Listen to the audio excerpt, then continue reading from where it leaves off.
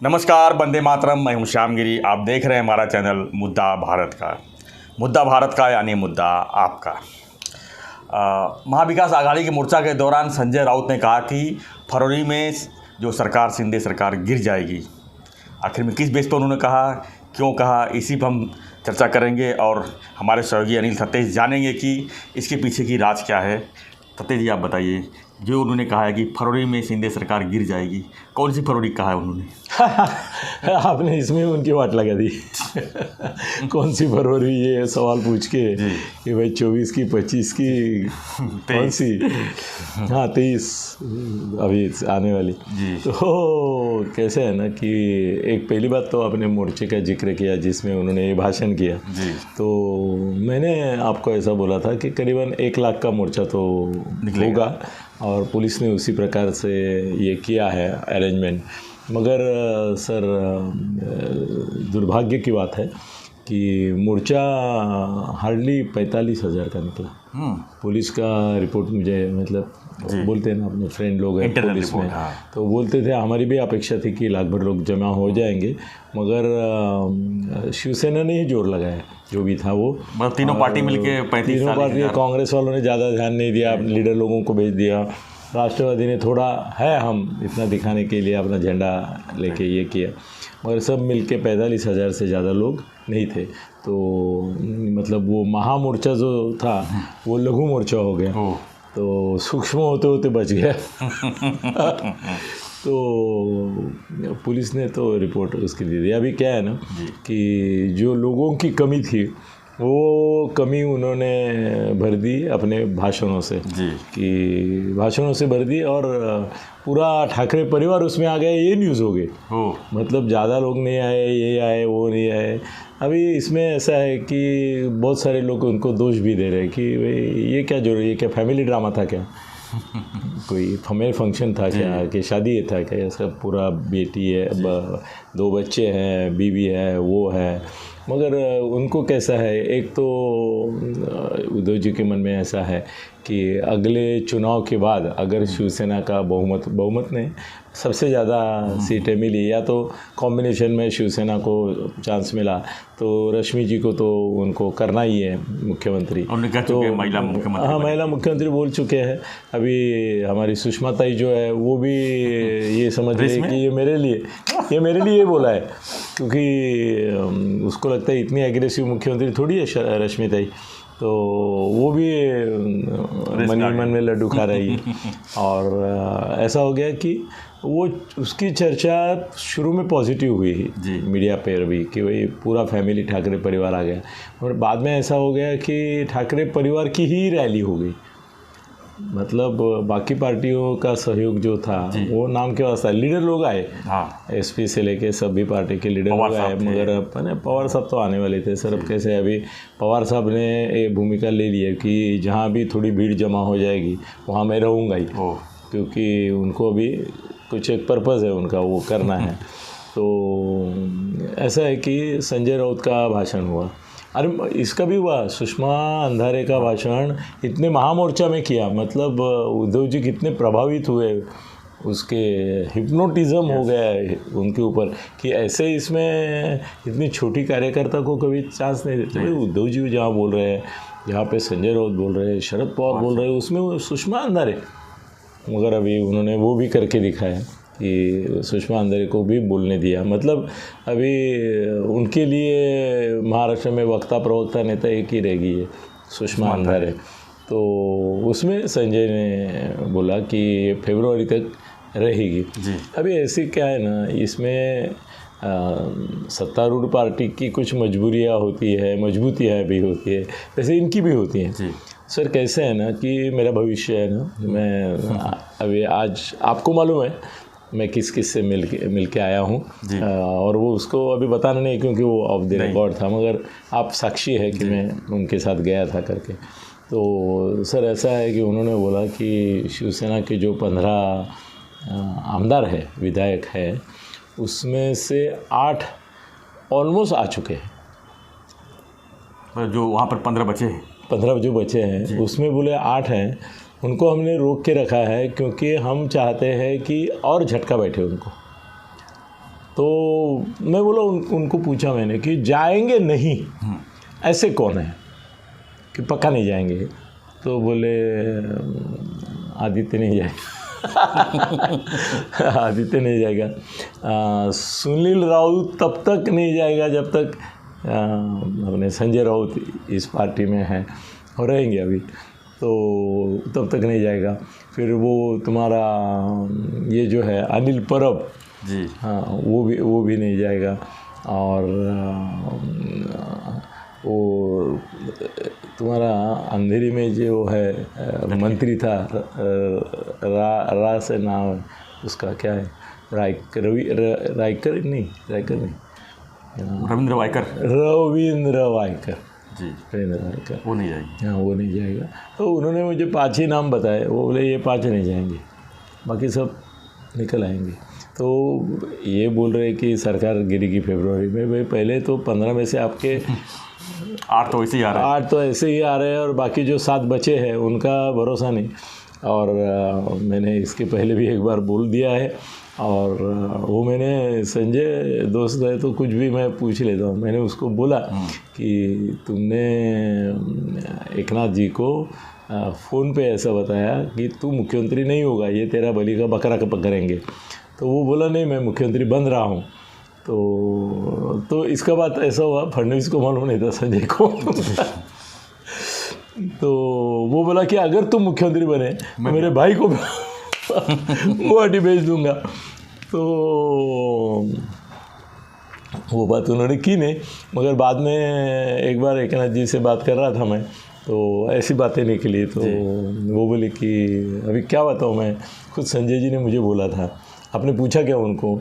तो मैं बोला मैं उनको अभी पूछूंगा, मगर मेरी सुनील राउत से बात हो गई। तो सुनील राउत ने मुझे बोला काय हो साहेब तुम्ही आम्हाला अडचणीत आणता। मतलब अडचणीत आणता मतलब वो बात हुई थी। और संजय बोला कि मैंने उनको बोला था कि आपको मुख्यमंत्री नहीं बनाएंगे, ये बात सच है, मगर वो बोला कि मुख्यमंत्री वो होंगे ऐसा पता मुझे पहले चला जी। और बोले मैंने उनका अभिनंदन भी किया था। ये सर बिहाइंड द कर्टन जो रहते हैं ना रिश्ते, काफ़ी कुछ वो रिश्ते नाते बाहर की ये जो बेचारे हमारे आम पब्लिक है ना, कभी ज़िंदगी में समझेगी नहीं कि अभी क्या है। मैं ऐसा हूँ कि जो समुंदर में भी देवमासा करके घूमता है और छोटे से तालाब में मछली बन के भी घूमता है, या तो कभी मगरमच्छ बन के भी निकलता है। मगर सब जगह घूमने की वजह से अपने को मालूम होता है कि मुख्यमंत्री बन रहे अपने एकनाथ जी। एक बात मालूम होने के बाद पहला फ़ोन जो था वो संजय जी का था उनको लिए। तो वो दोस्ती रहती है इनकी लोगों की। तो ऐसा हो गया कि वो इसमें वो फरवरी की बात की संजय जी ने। तो इसमें कैसा है ना कि अभी उनको दिख रहा है कि अपनी जो उद्धव सेना है, उबा ठा सेना, उसका दिन ब दिन ये कम होता जाए प्रभाव। कल भी नासिक से काफ़ी नगर सेवक जो है हाँ, नासिक का तो मैं बोलूँगा वो संजय के लिए झटका है, क्योंकि नासिक का प्रभारी वो है, उत्तर महाराष्ट्र का, और नासिक का प्रभारी संजय है। और एक बार बीच में संजय मुझे बोला भी था कि देखो बाकी सब जिलों के नगर सेवक गए, मेरे नासिक के नहीं गए। कल वो भी हो गया, कल वो भी हो गया बेचारा। तो ऐसा है कि उनको मालूम है कि अभी ये डूबता जहाज़ है, तो डूबते जहाज़ से तो बाकी तो सब निकले, अभी जो बचे कुछ है वो भी निकलने के पोजीशन में, तो उनका हौसला रखना के लिए।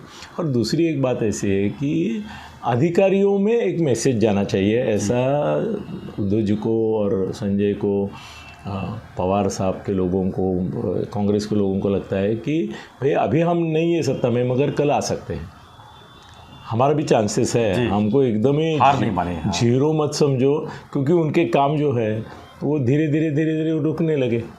उनकी सरकार थी तो एक्सप्रेस ट्रेन थी, बुलेट ट्रेन थी, अब वो पैसेंजर हो गई, काम होता है नहीं होता है, कई काम पड़े हैं सारे प्रोजेक्ट। हाँ, उनके प्रोजेक्ट को स्टे मिला है, ये मिला है। तो अभी अधिकारियों में भी एक मैसेज देने की कोशिश संजय की भी है, उद्धव जी की भी है कि भाई ये सरकार ज़्यादा टिकने वाली नहीं, हम आने वाले हैं, तो हमारा भी थोड़ा ख्याल रखो।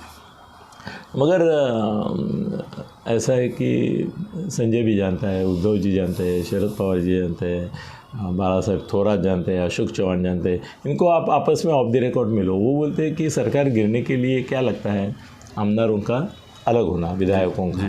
बोले वो संभावना नहीं है। राष्ट्रपति राजवट लग सकती थी अगर इनकी सरकार होती और कोई गलतियाँ होती। तो अभी तो उनकी राष्ट्रपति राजवट क्या लगाएंगे, वही है ऊपर, मोदी शाह ही है, इनके माता पिता वही है। तो सरकार वो तो राष्ट्रपति राजवट वगैरह करेंगे नहीं कुछ।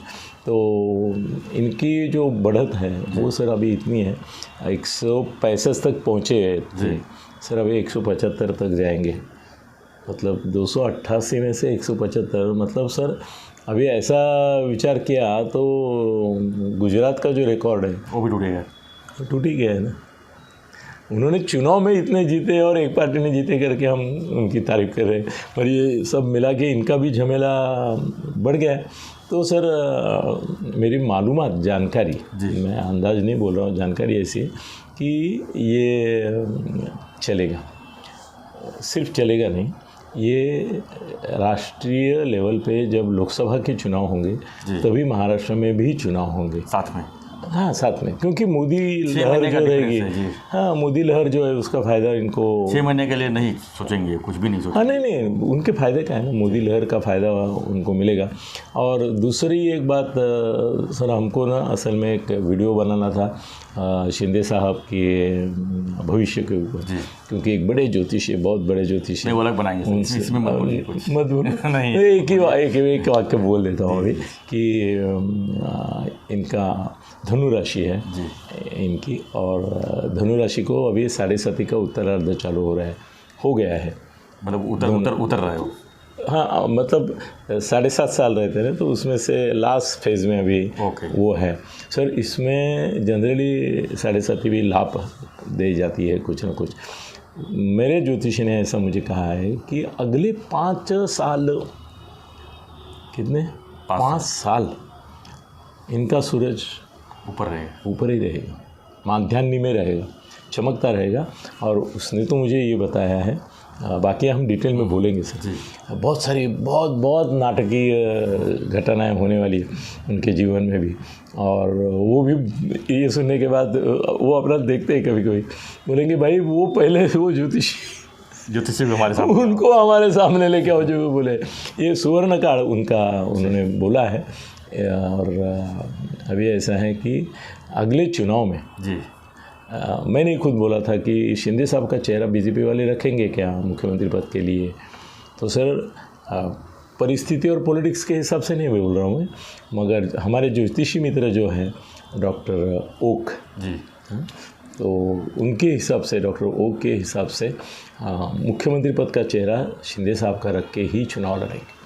बहुत बड़ी बात हो जाएगी सर, बहुत बड़ी बात हो गई सर। बीजेपी अगर इनका चेहरा मुख्यमंत्री पद का रखती है फडणवीस के बदले, तो एक तो फडणवीस के लिए भी ये धक्का है, क्योंकि वो अभी मन ही मन में सोच रहे होंगे कि 2.5 साल के बाद तो कम से कम जल्दी खत्म हो नहीं ऐसा नहीं, वो बेचारे सीधे साधे प्यार करते हैं एक नाथ जी से, बहुत प्यार करते हैं। मैंने देखा है, वो उनके आंखों में देखा है, बातों में देखा है।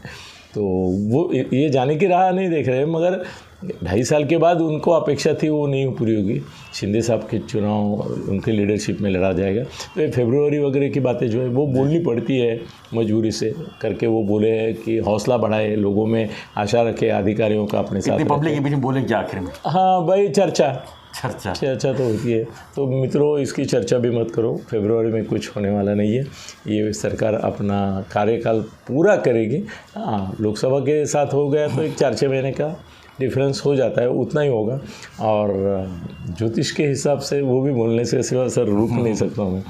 ज्योतिष के हिसाब से हमारे विद्याधर जी ओक जो है बहुत बड़े हैं। मतलब आज तक उन्होंने जितने भविष्य मुझे बताए हैं अलग अलग लोगों के बारे में, और उनका पुनर्जन्म ये खास विषय है सर। उसके ऊपर उनके हमारे पास वीडियो करना है उनका, कौन किसका पुनर्जन्म है इसके बारे में सर।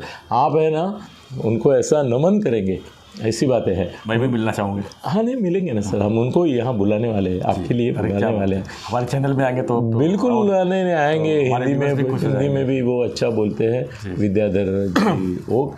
और सर उन्होंने मुझे उद्धव ठाकरे किसका पुनर्जन्म है, हो मोदी साहब किसका पुनर्जन्म है, शिंदे साहब किसका पुनर्जन्म है, एक ना फडणवीस किसका पुनर्जन्म है। सर पुनर्जन्म पे वो थेरी बेस है। शाह किसका पुनर्जन्म होता है ये तो हाँ, ये उनके हिसाब से तो वो सिद्ध करने पे तुले हैं। तो मनोहर जोशी किसका है, ये अरे बाप रे बाप, हम भी पूछ लेंगे हम भी किसके पुनर्जन्म है। अभी तो उन्होंने जो बताया वो 100 लोगों के बताए मुझे, तो मुझे बड़े लोगों मुझे के। तो आपकी जाननी है। इतने उम्र में भी आप इतना सबको बताते हैं। मेरे बारे में उन्होंने बताया, मैं अगर आज नहीं बोलूँगा मैं किसका पुनर्जन्म हूँ, उसके बारे में भी उन्होंने कुछ बताया मुझे, वो बताऊँगा उस दिन। नहीं तो वो उनके मुँह से सुनने में आपको भी मज़ा आएगा। सर उन्होंने भी बोला है कि शिंदे साहब का ये स्वर्ण काल जो है वो उनको फिर से मुख्यमंत्री बनाएगा, सरकार उनकी टिकेगी और लोकसभा के साथ चुनाव होंगे, फिर से चुन के आएंगे। तो प्यारे मित्र संजय, ठीक है, लोगों का हौसला बढ़ाने के लिए तुम बोले हो, बोलते रहो, बोलना ही भी चाहिए, तुम्हारा भूमिका जो है वो तुमको पार करना ही है। तो मगर ऐसा कुछ होने वाला नहीं है, ये सरकार चलेगी और पॉलिटिकली भी वो स्ट्रांग है और एस्ट्रोलॉजी के हिसाब से भी बहुत स्ट्रांग है। धन्यवाद सर। धन्यवाद सत्य जी। तो हमारा जो है ये एक्सक्लूसिव वीडियो जो है इस तरह के जो आने वाली अरे बहुत सारे सर, आपके लिए मैंने बहुत सारा खजीना ढूंढ के रखा है कहाँ। Thank you very much sir. हमारे चैनल जो है, मैं यहाँ बता दूँ आपको कि हमारा चैनल जो है मात्र 4 से 5 महीने में जो है 23,000 सब्सक्राइबर हो गए हैं। बहुत जल्दी हम जो है 25,000 क्रॉस करेंगे। ये आपका सर आपको लोग देखने वाले इतनी तादाद में बढ़ते जा रहे हैं और लोग उसमें कमेंट भी करते हैं, लोग सुझाव भी देते हैं और लोग इतने प्यार से देखते हैं हमारा चैनल की हम उनके आभारी हैं। धन्यवाद। तो हमारे साथ बने रहिए अगले वीडियो के लिए। धन्यवाद। जय हिंद, जय महाराष्ट्र।